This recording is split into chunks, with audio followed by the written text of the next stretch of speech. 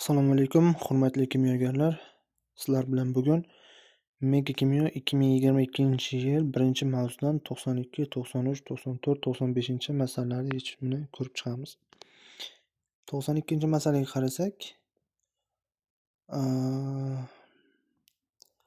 hajmi qanday bo'lgan, ya'ni normal sharoitda ammiakning massasi 5,1 gramm bo'ladi degan.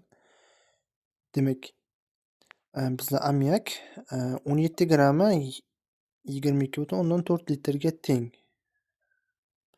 5,1 grammi qancha deb x desak, proporsiya qilsak, 5,1 grammni 22,4 litrga ko'paytirib 17 grammga bo'lsak, 6,72 litr kelib chiqadi bizda.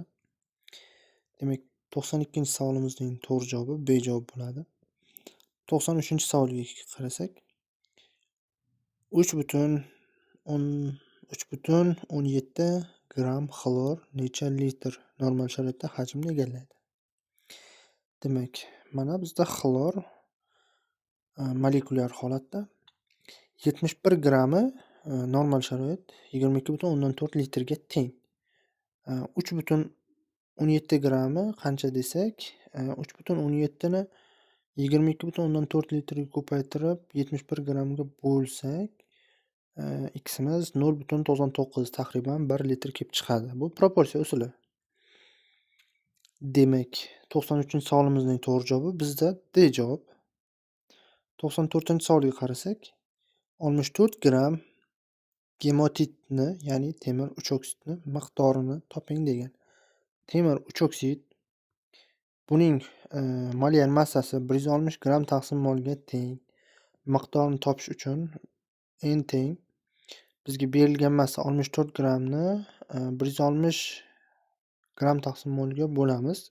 Bu yerda grammlar qisqarib ketadi, 0,4 mol kelib chiqadi.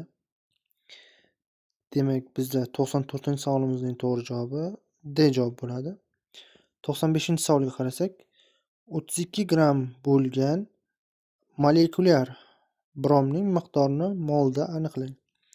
Molekulyar brom bu bromning molekulyar holatidagi, ya'ni brom 2. Molyar massasi 160 gramm taqsim molga teng. 80 dan ikkitasi 160 gramm taqsim molga teng bo'ladi.